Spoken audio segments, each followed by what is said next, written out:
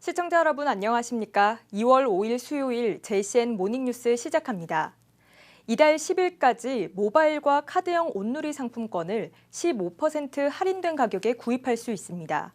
여기에 추가로 15%를 환급해주는 행사도 하고 있어서 잘 활용하면 가게에 큰 도움이 되는데요.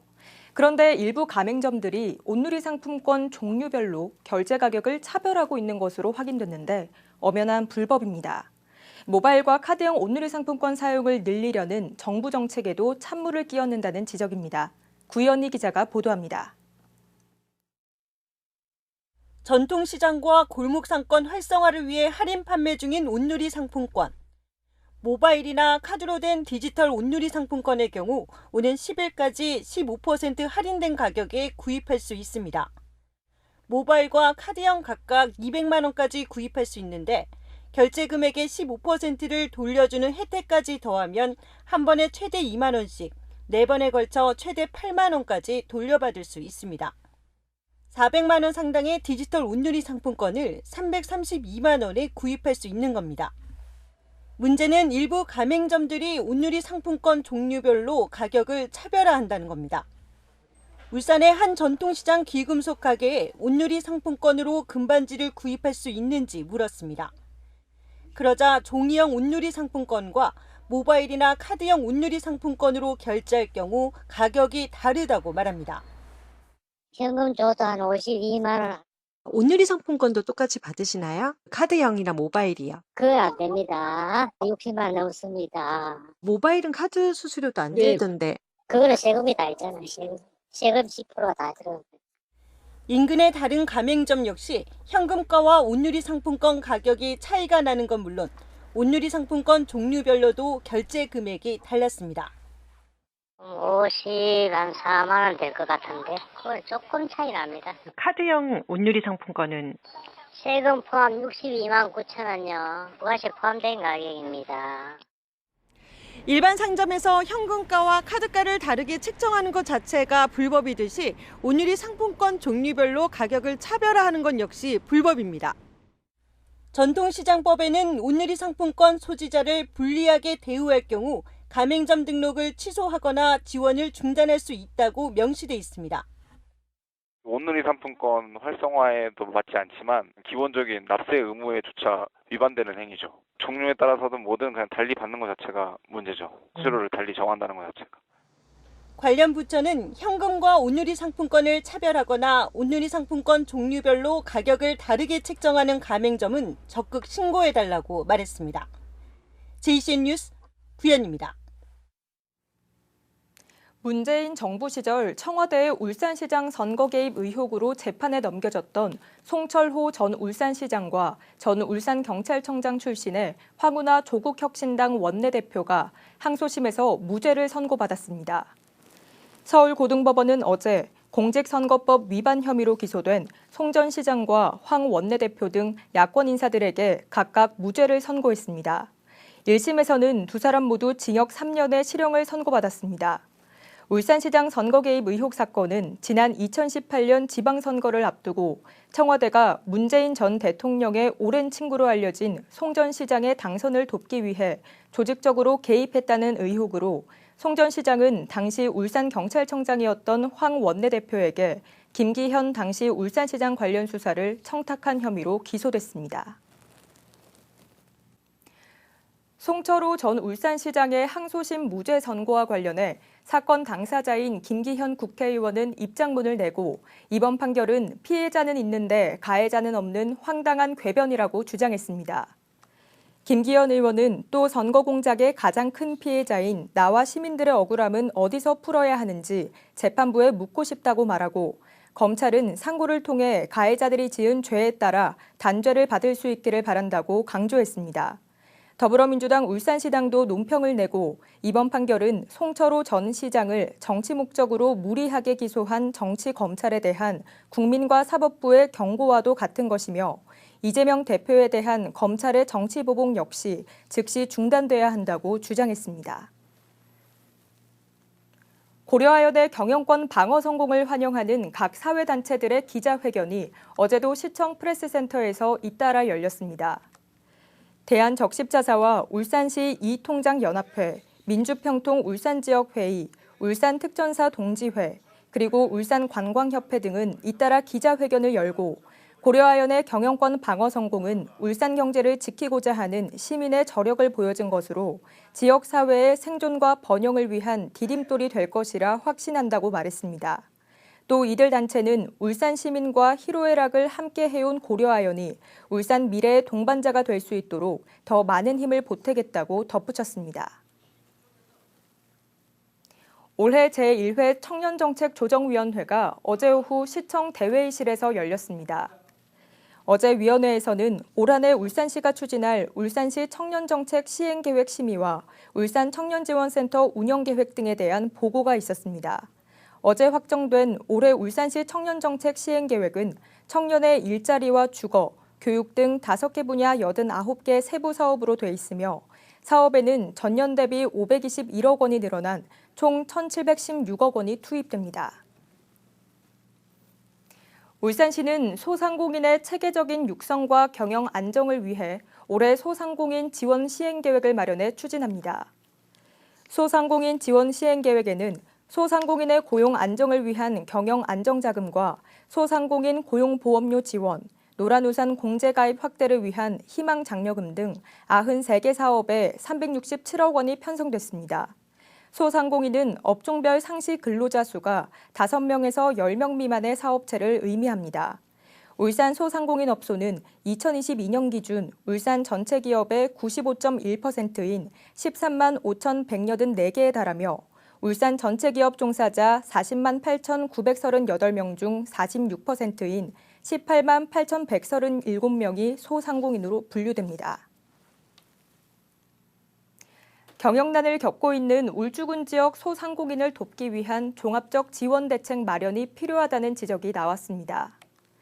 울주군의회 박기홍 의원은 어제 열린 본회의에서 군종 질문을 통해 소상공인 지원책 중 하나인 골목형 상점가가 울주군엔 한 곳도 없다고 지적하고 울주군이 검토 중인 소상공인 지원 계획을 물었습니다. 이에 대해 이순걸 울주군수는 법정 기준에 해당하는 울주군 관내 골목형 상점가 대상지는 23곳으로 파악됐다며 관련 조례안을 올해 안에 제정해 골목형 상점가 지정에 나설 계획이라고 밝혔습니다. 울주군이 건축 공사장에서 발생할 수 있는 각종 안전사고 예방을 위해 분야별 전문가로 구성된 건축안전점검단을 출범했습니다. 건축안전점검단은 건축구조와 전기, 소방 등 8개 분야 전문가 28명으로 구성돼 내실 있는 점검과 안전 관련 자문을 제공하게 됩니다. 점검단은 점검 결과에 따라 가벼운 위반 사항은 현장에서 수정하도록 하고 시정 명령이 필요한 사항은 조치 방안 등을 제시해 조속히 시정될 수 있도록 관리할 예정입니다. 지난 한 달 동안 울산에서 테트라포드 추락 사고가 2건이나 발생했습니다. 여기에 각종 순환 사고도 끊이지 않고 있어서 소방대원들이 각종 사고에 대비한 인명구조 훈련을 벌였습니다. 라경훈 기자가 현장을 다녀왔습니다. 해경과 소방대원이 테트라포드 아래로 떨어진 남성을 구조합니다.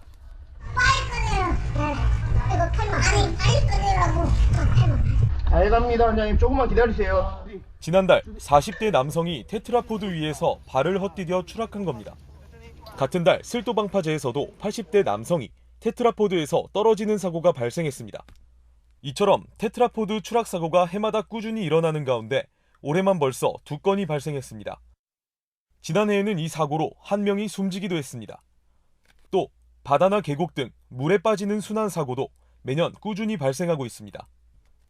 해마다 각종 사고가 잇따르자 소방대원들이 이를 대비하기 위한 인명구조 훈련을 벌였습니다.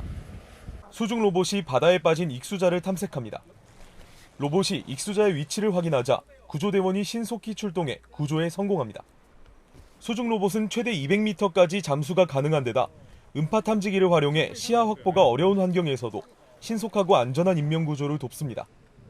작년부터 수중 로봇을 도입 운영해왔으며 실종자 수색 현장에서 1시간 이내 구조 대상자를 발견한 2건의 실적이 있습니다. 이로 인해 잠수로 인한 구조대원의 위험 부담을 줄일 수 있고 소방당국은 첨단 장비 도입과 함께 삼각 구조킷 등 다양한 구조 훈련을 진행하고 있지만 무엇보다 중요한 것은 사고 예방이라고 강조합니다.